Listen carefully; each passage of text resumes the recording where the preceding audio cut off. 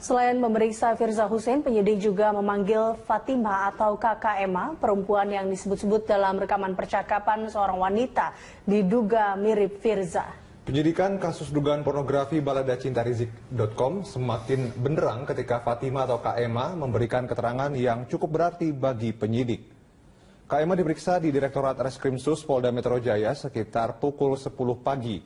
Dalam pemeriksaan tersebut, Emma mengungkap sejumlah fakta kepada penyidik. Salah satunya mengenai chat audio antara dirinya dan Firza yang sudah tersebar di media sosial. Kabid Humas Polda Metro Jaya Kombes Argo Yuwono menyebut pemeriksaannya sudah cukup, hanya keterangan tambahan saja. Selain itu, Fatimah juga mengakui jika chat audio itu memang dirinya dan Firza. Emma yang memiliki kedekatan dengan Firza beberapa kali dicurhati oleh Firza mengenai Rizik Syihab.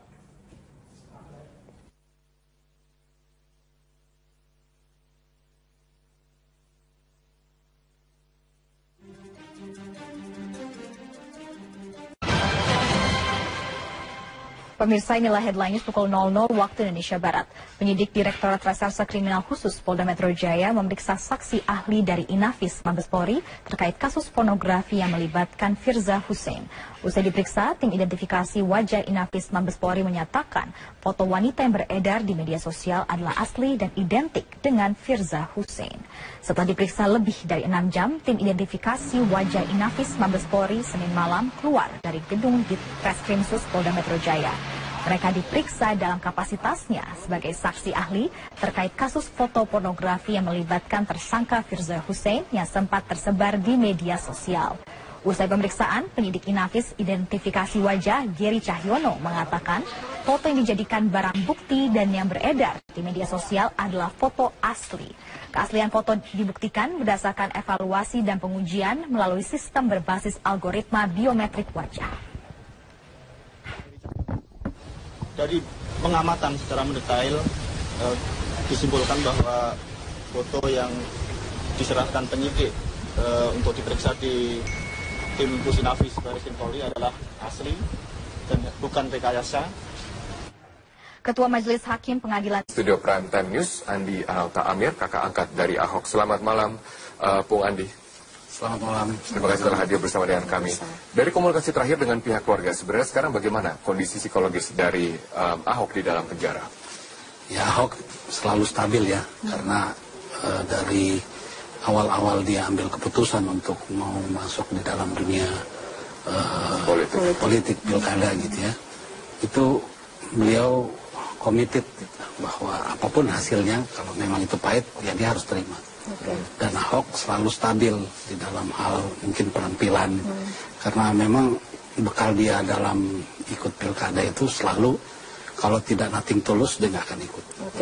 Artinya untuk Ahok sendiri apapun kondisinya ini selalu tegar, selalu stabil. Tapi dari pihak keluarga apakah memang setegar itu, sestabil itu melihat kemudian perjalanan panjang Ahok dalam menghadapi kasus hukum ini? Kalau sendiri mungkin tidak stabil, tetapi kalau lihat Ahok jadi stabil. Jadi saya juga kalau ngelihat Ahok jadi ikut stabil gitu loh. Karena kasarnya dia sendiri yang merasakan kok dia seperti itu, kenapa saya harus stres gitu. Jadi kita bisa banyak termotivasi dengan melihat Ahok sendiri yang sangat tegar. Apa yang paling tidak diterima dari perjalanan kasus ini dan juga sampai dengan vonis pada hari ini? Paling tidak terima soal penistaan agama, karena menyangkut masalah yang sangat prinsip ya, bahwa Islam itu yang bisa merusak atau yang bisa menistakan, menghina hanya orang pemeluknya sendiri.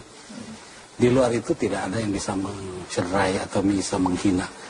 Seperti kejadian yang paling ekstrim adalah Abu Jahal, bagaimana memaki-maki, melempar, memprovokasi dari Rasulullah, dan sampai mau membunuhnya pun dia lakukan. Tetapi Abu Jahal tidak pernah mendapat gelar penista agama. Baik, artinya Bung Andi, ya, putusan hakim untuk hari ini artinya menurut Anda ini sangat bertolak belakang dengan kepribadian Ahok sendiri, terutama mungkin di kalangan keluarga yang kakak angkat Ahok ataupun keluarga angkat Ahok ini kan berasal dari kalangan Muslim seperti itu ya? Ya, tapi kaitan sama keputusan hakim yang tidak terima kalau kami. Karena banyak hal yang tidak masuk akal. Apa aja? Anda kan mengikuti dari perjalanan kasus ini, bahkan sempat untuk diminta menjadi saksi, tetapi tidak boleh karena pernah hadir di sidang sebelumnya. Apa yang dari perjalanan kasus yang Anda rasakan, oh ini tidak masuk akal saya nih? Ya, pertama setelah waktu dijadikan tersangka, dilapor di Barreskrim, sampai dilimpahkan ke kejaksaan ke pengadilan, itu prosesnya sangat instan ya. Hal yang mustahil itu bisa terjadi. Tapi itu kenyataan. Dan ini pun mengenai proses hukum kami ikuti. Dari seluruh saksi pelapor, itu tidak ada satupun yang tabayun sebagai persyaratan dari pasal yang mengenai kepada dia. Harus ada kepada kepolisian, kepada Menteri Dalam Negeri, harus kepada Menteri Agama. Tapi satupun tidak ada yang lakukan. Ya harus batal sebenarnya. Bung Andi sendiri sudah bertemu dengan Ibunda Ahok? Belum, karena saya juga seharian ini sibuk juga, bukan urusan menyangkut masalah keluarga, tetapi bagaimana menghadapi para relawan-relawan atau supporter daripada Ahok. Itu mereka harus bisa difahamkan bahwa kita tidak boleh seperti mereka, haters, tidak boleh seperti haters gitu ya. Kita harus bisa punya integritas sebagai orang yang elegan. Tidak boleh makar, tidak boleh rasis, tidak boleh artinya memaksakan kehendak. Karena lawan kita orang yang selalu memaksakan kehendak. Iya. Bung Andi, saya lihat Anda tampaknya hari ini memang jauh lebih lesu, jauh lebih lelah. Memang ini kondisi psikologis dari keluarga besar Ahok saat ini begitu lelah dengan perjalanan kasus ini sampai akhirnya dengan vonis. Ya lelahnya cuman karena kita menanggapi daripada kebutuhan daripada ya khususnya juga media kan. Dan media juga dalam hal ini banyak berbuat untuk bagaimana informasi ini sampai kepada masyarakat luas. Jadi berbuat untuk Indonesia, kenapa kita enggak? Gitu kan? Tapi kemudian dengan segala ketegaran seperti ini, pernah tidak kemudian ada pada titik yang merasa memang menjadi titik terendah ketika kemudian perjalanan sidang ini begitu panjang dan sangat kemudian menyita perhatian publik? Sebenarnya kalau mau dibilang mencapai titik terendah, kalau ini menyangkut masalah spirit yang datang daripada pembelaan atas nurani, itu tidak akan pernah lelah. Itu namanya ikhlas. Kalau ikhlas nggak akan pernah lelah. Ya kelihatan capek, lecek ya karena keringetan kali ya. Oke, tapi ada keluarga yang ada di rutan saat ini, Bung Andi?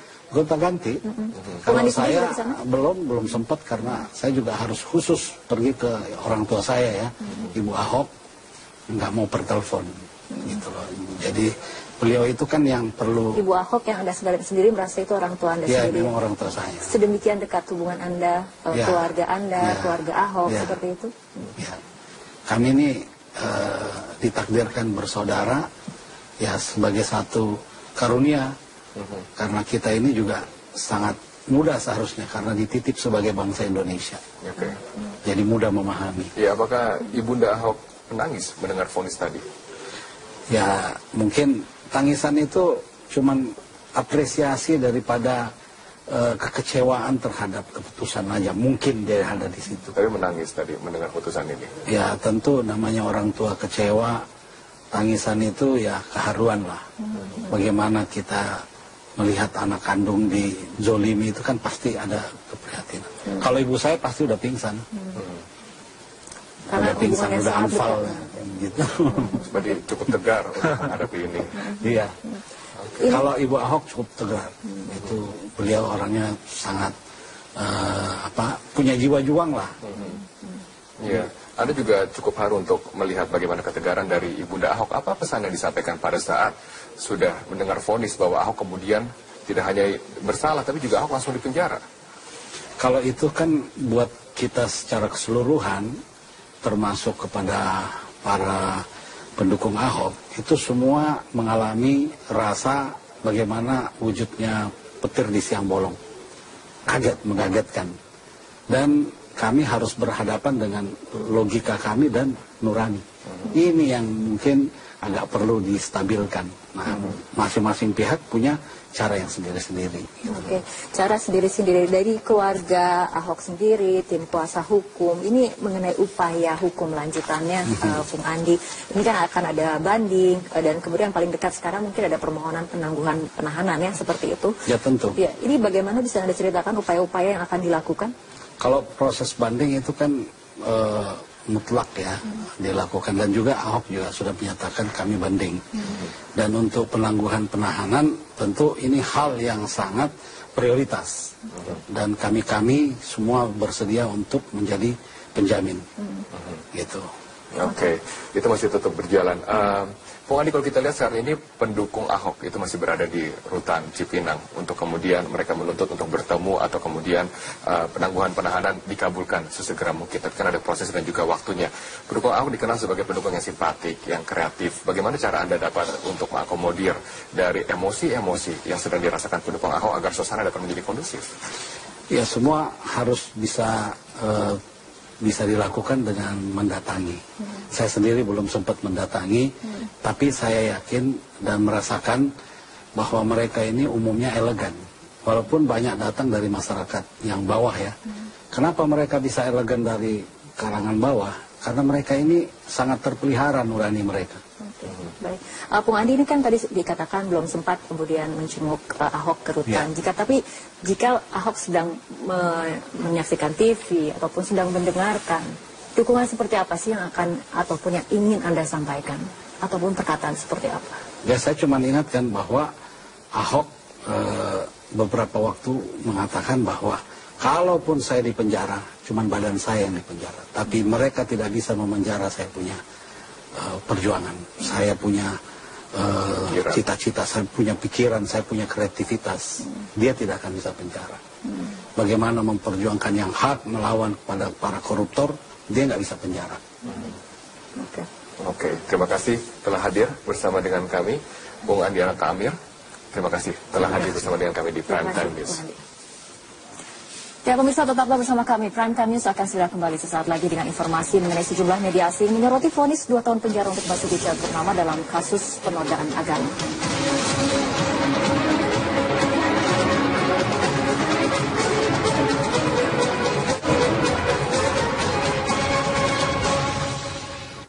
Efek Indonesia, Ketua PPABRI, Letjen TNI Purnawirawan Kiki Syahnakri.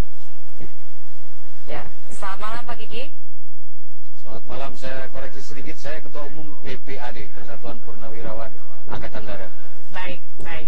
Pak Kiki, langsung kita ke pokok pertanyaan. Mengapa kemudian Anda dan juga sejumlah purnawirawan hari ini mendatangi Menko Polhukam dan juga menyatakan sikap mendukung pembubaran HTI?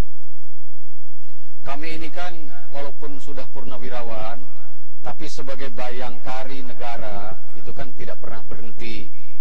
Nah, kami insan-insan Sabta Marga, insan-insan Tribrata yang sangat concern dengan keutuhan bangsa dan negara. Nah, ketika merasa keutuhan itu terancam, maka kami harus turun menyatakan sesuatu begitu, dan ini kami sampaikan kepada Menko Polhukam tadi, begitu. Apa saja yang dibicarakan tadi Pak Kiki dengan Menko Polhukam? Iya, intinya kami sudah sangat prihatin dan sekaligus khawatir dengan situasi yang ada sekarang, karena situasi ini sudah mengarah pada perpecahan bangsa. Nah, artinya situasi yang ditimbulkan oleh kiprahnya Hizbut Tahrir Indonesia ini. Nah, untuk itu kami sangat mendukung apa yang dilakukan oleh pemerintah dalam hal ini membubarkan HTI, Hizbut Tahrir Indonesia, dan diharapkan juga hal yang sama itu juga diberlakukan terhadap organisasi-organisasi lain yang juga sama-sama bertentangan dengan Pancasila, begitu. Ya, jadi Hizbut Tahrir bukan satu-satunya ormas yang mengancam begitu saat ini, Pak Kiki? Saat ini itu adalah Hizbut Tahrir yang mengancam, tapi yang bertentangan bukan satu-satunya dia. Oke, seberapa besar sebenarnya potensi ancaman yang ditimbulkan dengan keberadaan HTI ini? Saya kira sekarang pengaruhnya sudah masuk ke banyak kalangan, anak-anak muda,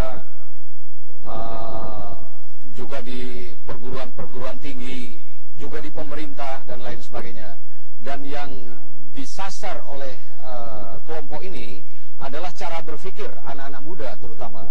Nah, sehingga ini sangat mengancam masa depan bangsa. Nah, khilafaisme kan sangat bertentangan dengan konsep NKRI, artinya juga bertentangan dengan Pancasila. Jadi ini nggak bisa ditolerir organisasi yang mempunyai tujuan, mempunyai ideologi semacam ini. Tetapi kan organisasi ini kan sebenarnya sudah lama begitu, Pak Kiki ada di Indonesia.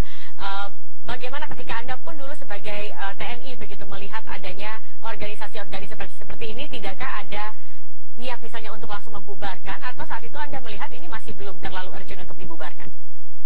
Ketika saya dinas, ini belum berbadan hukum. Saya kira berbadan hukum setelah saya pensiun organisasi ini. Dan setelah berbadan hukum, itu justru menjadi besar. Dan memang bukan diberi badan hukum bukan oleh pemerintahan sekarang gitu kan. Nah, untuk itu maka saya kira ketika sudah besar ini, seluruh rakyat Indonesia, seluruh komponen bangsa harus waspada, harus aware, begitu. Baik, Pak Kiki tahan di situ dulu. Pak Kiki akan kita lanjutkan perbincangan ini sesaat lagi. Pemirsa tetaplah bersama kami di Prime Time News. Dan Purnawirawan Kiki Syahnakri. Pak Kiki, kita lanjutkan Pak Kiki.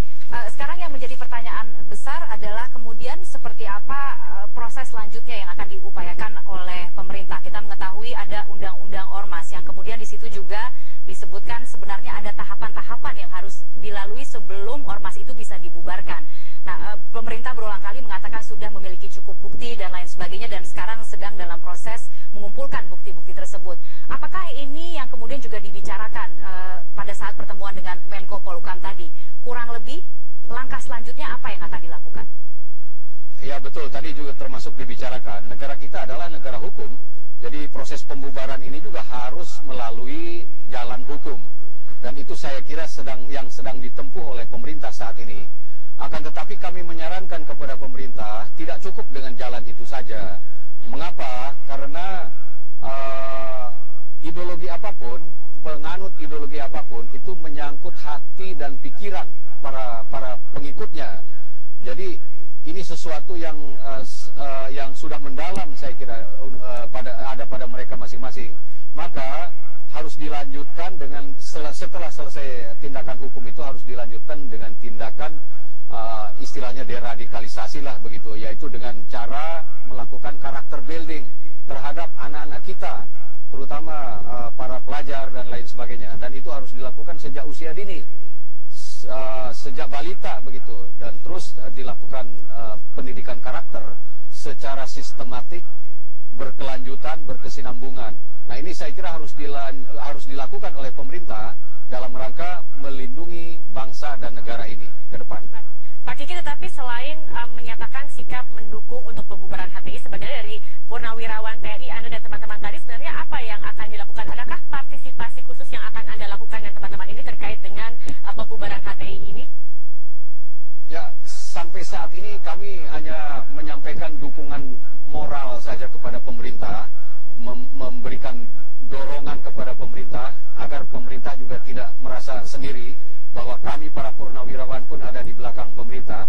Saat ini hanya sampai di situ. Ke depan saya kira kalau misalnya situasinya membutuhkan, ya barangkali lebih dari itu kami juga siap. Ya, Pak Kiki, kemudian seberapa yakinkah Anda bahwa pembubaran ormas ini memang adalah jalan yang paling efektif, terutama untuk membubarkan ormas-ormas yang ideologinya dan kegiatannya ini bertentangan dengan NKRI? Apakah ini cukup, Pak? Apakah ini memang efektif nantinya? Ya, efektif kalau seperti saya katakan tadi, akan efektif kalau ada tindak lanjutnya.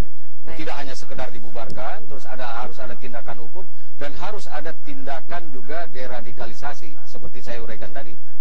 Itu baru efektif. Baik, Pak Kiki, saya tergelitik. Saya ingin menanyakan lagi seputar pernyataan Anda tadi yang mengatakan bahwa HTI ini kan tadi teman saya menanyakan sebenarnya sudah sejak lama ada di Indonesia, dan pada waktu Anda masih dinas bentuknya belum berbadan hukum begitu ya. Setelah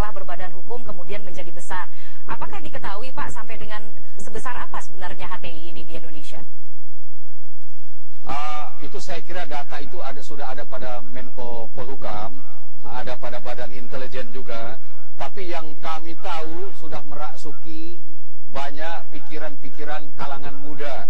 Inilah yang berbahaya menurut pandangan kami. Dan kalangan muda tidak hanya di Jawa ini, termasuk juga di luar Jawa, begitu. Undang-undang ormas mereka sudah ada ini Pak Kiki, tetapi apakah Anda melihat bahwa pengawasannya juga diperlukankah untuk organisasi-organisasi seperti ini? Seharusnya.